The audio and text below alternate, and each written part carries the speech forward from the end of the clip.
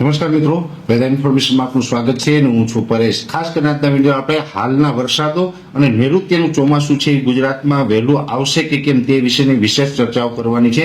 સૌપ્રથમ તો હું આપને એ જણાવી દઉં જે અત્યારે આપણે અરબ સાગરની અંદર જે એક લો પ્રેશર બન્યું હતું એ લો પ્રેશર છે એ ગોવાથી નજીક હતું અને એ લો પ્રેશરને કારણે જે અત્યારે આપણે ગુજરાતમાં પણ વરસાદો પડી રહ્યા છે। અત્યારે એ લો પ્રેશર સિસ્ટમની અસર છે। આમ જોવા જઈએ તો 21 તારીખથી જે વરસાદો ચાલુ થયા છે આજે 26 તારીખ સુધી રાજ્યના અલગ અલગ વિસ્તારોમાં વરસાદો હજુ પણ કન્ટિન્યુ છે। જોવા જઈએ તો ગઈકાલે પણ ઉત્તર ગુજરાતના જે સાબરકાંઠાના ભાગો હોય, મહેસાણાના ભાગો હોય, મધ્ય ગુજરાતના અમદાવાદ સહિતના ભાગોની અંદર ગઈકાલે પવન સાથે જે વરસાદો નોંધાયા છે ને આ વરસાદો છે એ હજુ પણ છૂટાછવાયા વિસ્તારોની અંદર યથાવત રહેશે।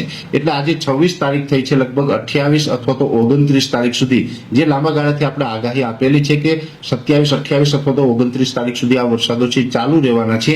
એ જ મુજબના વરસાદો છે હજી ગુજરાતના અલગ અલગ વિસ્તારોની અંદર ચાલુ રહેશે, જેમાં ખાસ કરીને સૌરાષ્ટ્ર અને દક્ષિણ ગુજરાતની અંદર હજુ પણ આવનારા 3 થી 4 દિવસ સુધી છૂટાછવાયા વિસ્તારોની અંદર વરસાદ જોવા મળી શકે છે। જોકે દક્ષિણ ગુજરાતના તમામ જિલ્લાઓની અંદર આની તીવ્રતા છે એ થોડીક વધુ જોવા મળે તેવી શક્યતાઓ છે। ખાસ કરીને જે આ વરસાદો પડશે તેમાં ગાજવીજ અને પવનનું પ્રમાણ પણ થોડુંક વધારે જોવા મળશે। એટલે એકંદરે જોવા જઈએ તો વરસાદો છે હજી 3 થી 4 દિવસ ગુજરાતના અલગ અલગ વિસ્તારોમાં ચાલુ રહેશે।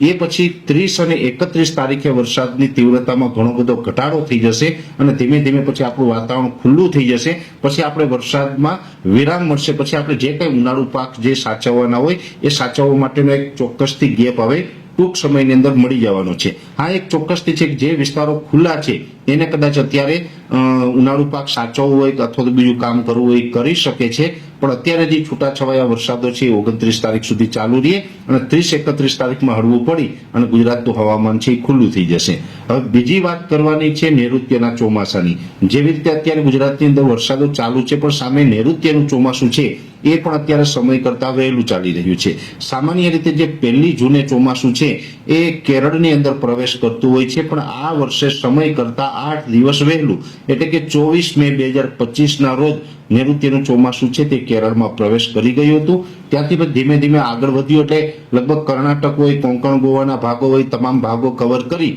અને આજે 26 તારીખના રોજ નૈઋત્યનું ચોમાસું છે તે મહારાષ્ટ્ર સુધી પહોંચી ચૂક્યું છે।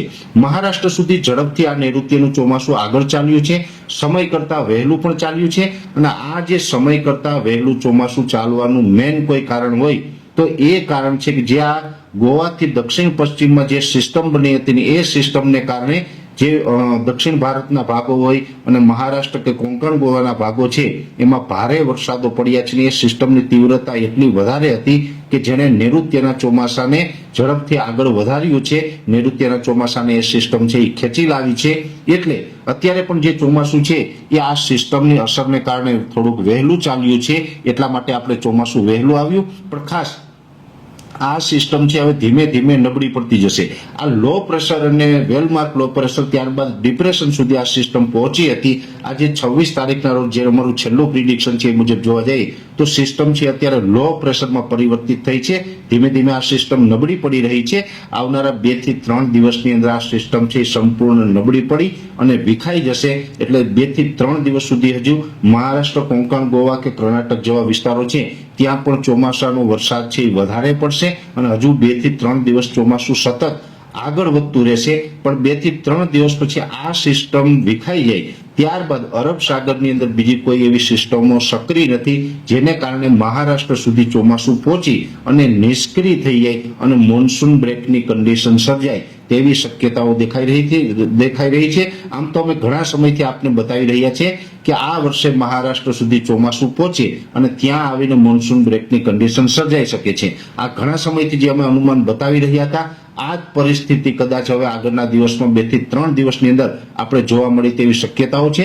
એટલે મહારાષ્ટ્ર સુધી ભલે ચોમાસું છે એ સમય કરતા વહેલું આવ્યું પણ ત્યાં આવીને જો ચોમાસું અત્યારે આપણું અનુમાન છે એ અનુમાન મુજબ જો ચોમાસું નિષ્ક્રિય થઈ જશે તો પછી ઓછામાં ઓછા 10 થી લઈને 15 દિવસ સુધી કોઈ વરસાદી એક્ટિવિટી જોવા નહીં મળે અને ચોમાસું છે એ સંપૂર્ણ નિષ્ક્રિય થશે। ફરીથી પાછું અરબ સાગર સક્રિય થાય અને અરબ સાગરમાં સિસ્ટમો બનવાનું ચાલુ થાય તો કેરળ, કર્ણાટક, કોંકણ, ગોવા અને મહારાષ્ટ્ર થઈ અને પછી ગુજરાતમાં ફરીથી પાછું ચોમાસું રાબેતા મુજબ આવે। એટલે આ ચોમાસું જો હવે 2 થી 3 દિવસમાં નિષ્ક્રિય થશે તો 10 થી 15 દિવસનો વરસાદી ગેપ ગુજરાતમાં આવી શકે છે અને ગુજરાતની અંદર 10 થી 15 દિવસ સુધી પછી કોઈ નૈઋત્યનું ચોમાસું પ્રવેશ કરે તેવી શક્યતાઓ માનીને નહીં ચાલવાનું. એટલે ગુજરાતમાં ચોમાસું છે એ કદાચ હજુ પણ લેટ થઈ શકે. ભલે કેરળ અને મહારાષ્ટ્ર સુધી ચોમાસું સમય કરતા વહેલું આવ્યું, પણ ગુજરાતમાં કદાચ ચોમાસું વહેલું નહીં આવે અને મોન્સૂન બ્રેકની કન્ડિશન સર્જાશે. આગળ શું થશે એના ઉપર અમારી સતત નજર રહેશે, સતત એની માહિતી અમે આપણા સુધી પહોંચાડતા રહેશું. પણ ખાસ ચોમાસું આવે એ પહેલા પણ જ્યાં પ્રી મોન્સૂન એક્ટિવિટીના જે વરસાદો પડી રહ્યા છે એ હજુ 2 થી 3 દિવસ સુધી આ પ્રકારના વરસાદો છે ચાલુ રહેશે. વિશેષ માહિતી છે નેક્સ્ટ વિડીયોમાં આપવામાં આવશે. અત્યારે આ વિડીયોની અંદર એટલું જ. અંતમાં દરેક મિત્રોને વિનંતી રહેશે વિડીયોને લાઈક આપીને દરેક ગ્રુપમાં શેર કરવો અને આપણે આ ચેનલને સબસ્ક્રાઇબ કરવી. નમસ્કાર.